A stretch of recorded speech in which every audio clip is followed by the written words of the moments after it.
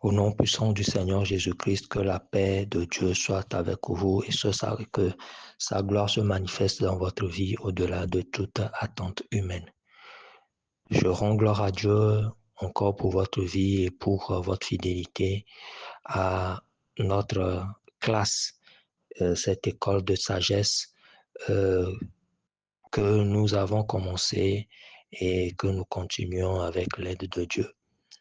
Le thème que nous avons commencé depuis plusieurs mois, c'est la restauration. Et nous avons vu d'abord la restauration spirituelle, ensuite la procédure de restauration spirituelle. Après cela, nous avons vu le Saint-Esprit et l'homme. Et à la quatrième classe, nous avons vu la restauration de l'âme. Après cela, le mois passé, nous avons parlé de la restauration du corps.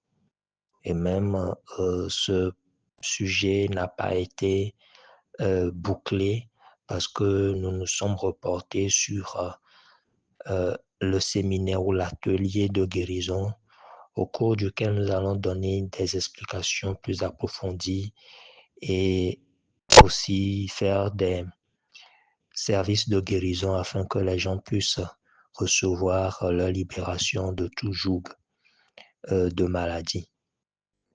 Aujourd'hui, nous allons débuter une nouvelle classe qui est la restauration matérielle.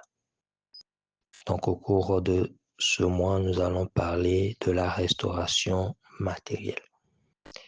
Mais nous n'allons pas aussi toucher tous les points parce que nous avons un séminaire que nous devons tous croire afin d'y arriver. Puisque si vous avez compris notre méthode, c'est de ne pas donner des enseignements incomplets. Puisque nous le savons, les demi-lettrés sont des armes dangereuses, des armes de destruction massive, parce qu'ils se disent qu'ils connaissent alors que c'est eux plutôt qui ne connaissent pas tout. Alors, soit nous connaissons totalement, soit nous ne connaissons pas du tout. Mais quand nous pensons connaître un peu, nous irons faire des raisonnements qui seront des faux raisonnements et qui, ces raisonnements pourraient être nuisibles non seulement à nous-mêmes, mais aussi à d'autres, puisque nous irons en discuter, nous irons peut-être enseigner. Donc, nous prions Dieu afin que nous puissions arriver à ces séminaires au cours desquels nous vous expliquons tout. Et ce que vous n'avez pas compris, vous posez les questions. Parce que c'est la connaissance de la vérité qui affranchit des prisons. Mais pour avoir réellement l'affranchissement de la prison, il faut la bonne clé. Et on va vous donner non seulement les clés, mais comment les utiliser. Alors, au cours de cette classe de restauration matérielle, nous allons seulement toucher certains points qui seront des points divers. Franchement, des points divers parce que nous n'allons pas mettre la base par rapport à tout ce que nous devons, le bagage que nous devons avoir. Mais nous allons seulement toucher quelques points. Aujourd'hui, le premier point que nous allons toucher, c'est la destinée et le destin. Nous allons parler du plan de Dieu pour nous et nous allons expliquer quelle est la différence entre la destinée et le destin.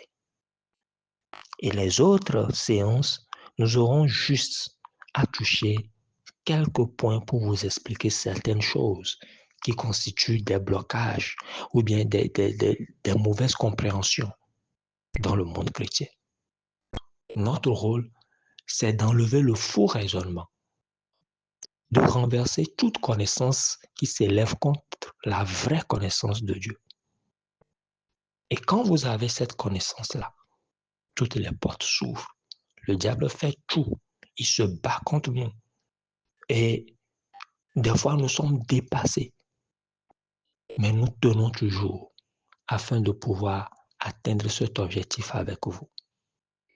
Alors, nous vous prions de prier, de croire activement avec nous et de partager aussi les enseignements. Nous n'allons pas revenir sur cette motivation de partager les enseignements. Alors, aujourd'hui, comme je viens de l'annoncer, nous allons parler du plan de Dieu et comprendre ce qu'on appelle la destinée et le destin. Nous n'allons pas rentrer dans des explications, comment je dirais, des explications du dictionnaire, mais nous allons y aller rapidement. C'est quoi le plan de Dieu pour nous?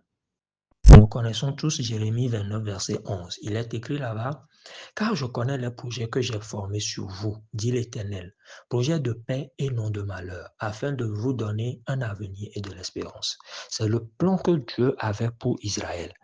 Et ce plan-là, nous aussi, nous en bénéficions parce que nous sommes héritiers de ces plans par Christ. Oui. Donc, pour nous, pour vous et moi, Dieu a des projets de bonheur et de paix. Alors, quand on parle de projet, on parle de plan. Et c'est pour cela que nous disons le plan de Dieu pour vous. Donc, le plan de Dieu pour vous, c'est de vous donner un avenir et de l'espérance.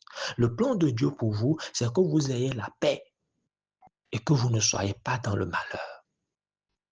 Mais quand on parle du plan de Dieu, et c'est ce que nous sommes en train d'appeler la destinée, là où vous allez, la destinée, c'est une destination, là où Dieu veut vous emmener. Cela ne veut pas dire que sur la route, vous n'aurez pas de difficultés. Israël était en train de partir à Canaan, mais sur la route, ils ont eu des difficultés. Après le désert, ils ont dû faire des guerres. Mais cela ne veut pas dire que Dieu n'a pas un bon projet pour eux. Il faut que vous le compreniez. Donc, la destinée de l'homme peut être un bon objectif. Mais sur la route, vous pouvez avoir des difficultés, mais cela ne veut pas dire que cela change la destination que vous avez.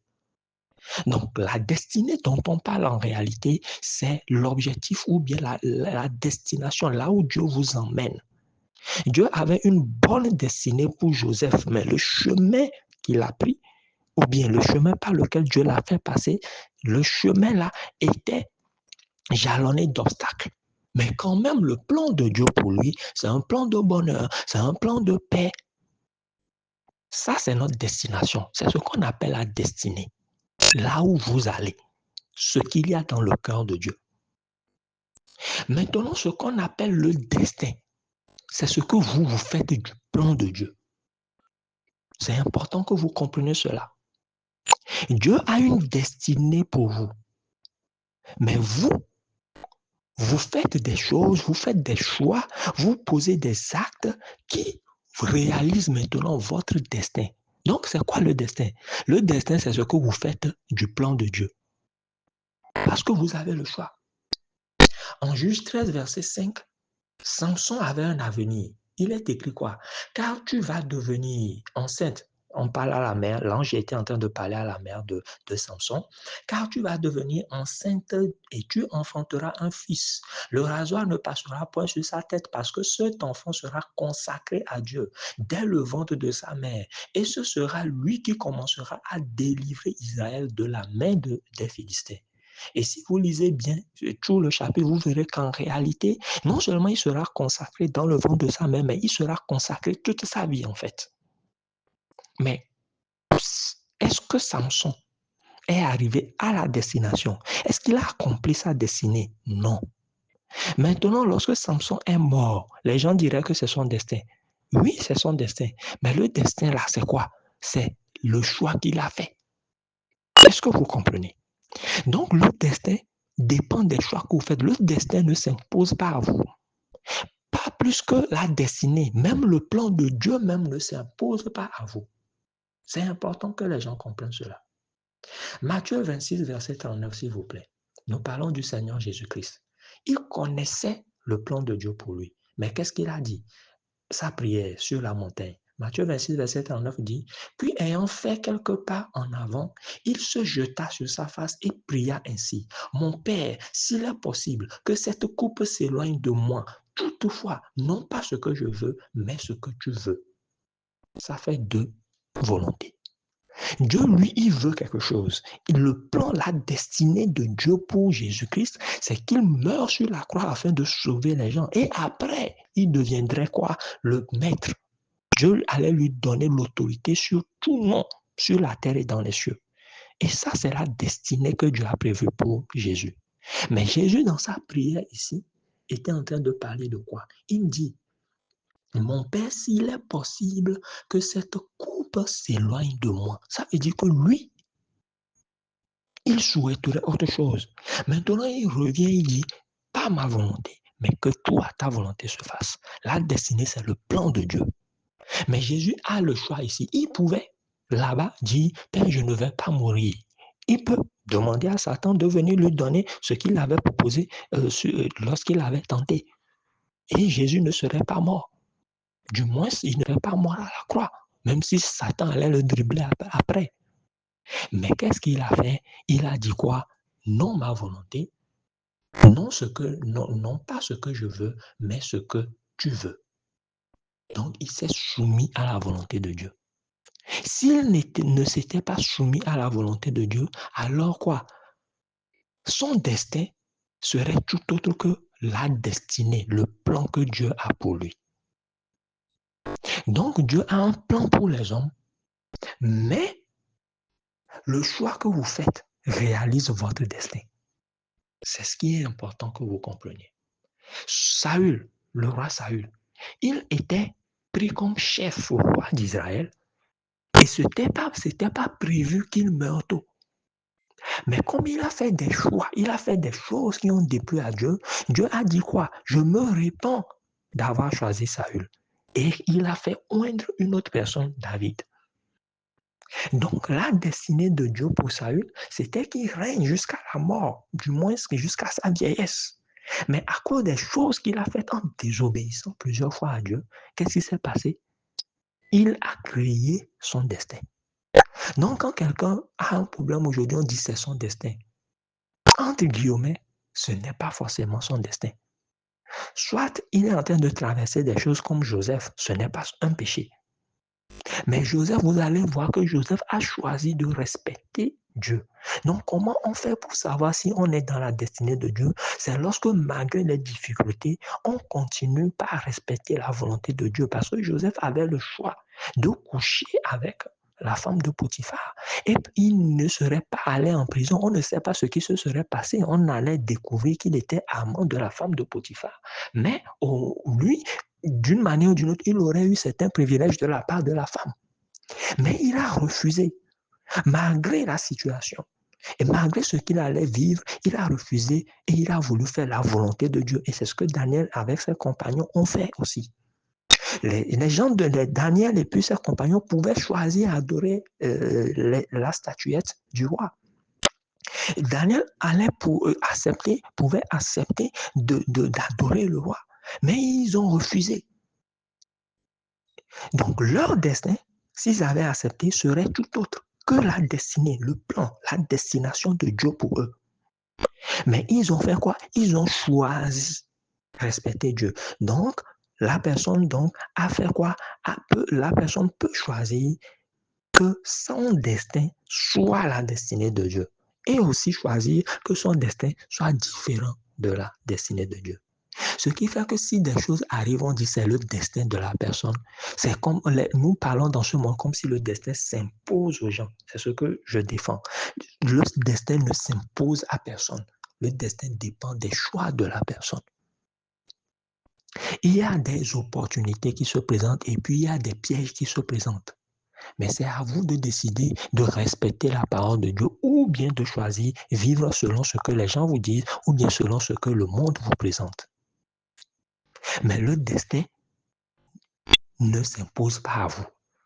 Parce que même la volonté de Dieu lui-même ne s'impose pas à vous. Lisons Deutéronome 30, verset 19 et 20. Il est écrit quoi? J'en prends aujourd'hui à témoin contre toi. J'en prends aujourd'hui, à témoin contre vous le ciel et la terre. J'ai mis devant toi la vie et la mort, la bénédiction et la malédiction. Choisis la vie afin que tu vives, toi et ta postérité, pour aimer l'Éternel ton Dieu, pour obéir à sa voix et pour t'attacher à lui, car de cela dépendent ta vie et la prolongation de tes jours. Et c'est ainsi que tu pourras demeurer dans le pays que l'Éternel a juré de donner à tes pères Abraham, Isaac et Jacob. Vous voyez, au verset 19, il a dit quoi? J'en prends aujourd'hui à témoin contre vous le ciel et la terre. J'ai mis devant toi la vie et la mort. Ça veut dire que Dieu lui-même vous donne le choix. Alors, quelle circonstance de la vie peut s'imposer à vous? Non, c'est vous qui choisissez.